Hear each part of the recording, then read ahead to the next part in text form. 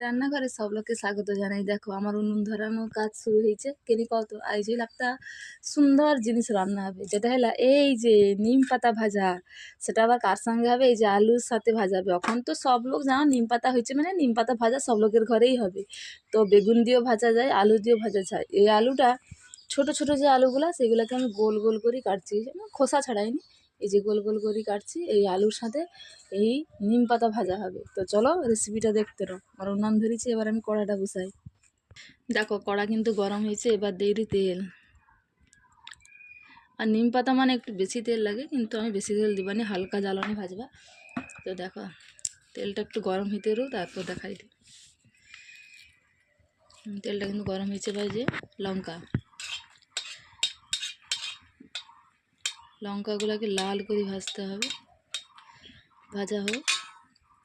এই যে দেখো লঙ্কাগুলো লাল লাল করে ভাজা হয়েছে। এবার কিন্তু লঙ্কাগুলো আমি কাটবানি, এরকম গোটা গোটাই রইবে।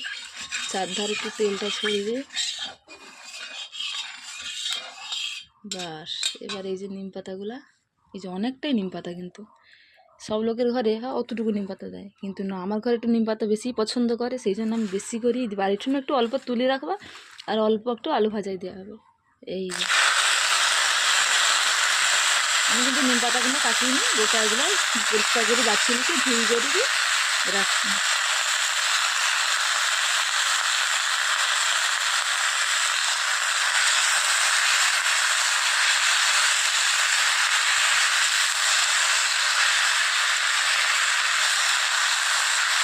এবার দিতে হবে লবণ। লবণ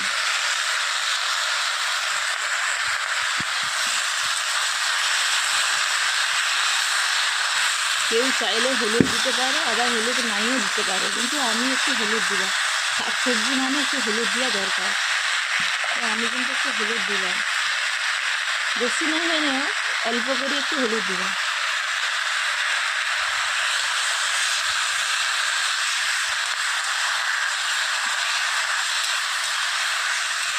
এবার নিম পাতাগুলোকে ভালো করে মিলিয়ে দিতে হবে। এরকম এরকম মিলিয়ে ভাজবো, দেখো সুন্দর, অল্প তেলেও সুন্দর ভাজা হবে।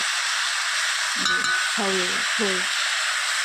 কতগুলা নিম পাতা দিয়ে তুলি, দেখো কতটুকু ভাজা হয় রে। দেখো আরও ভাজতে ভাজতে আরও অতটুকু খাতে হয়ে যাবে।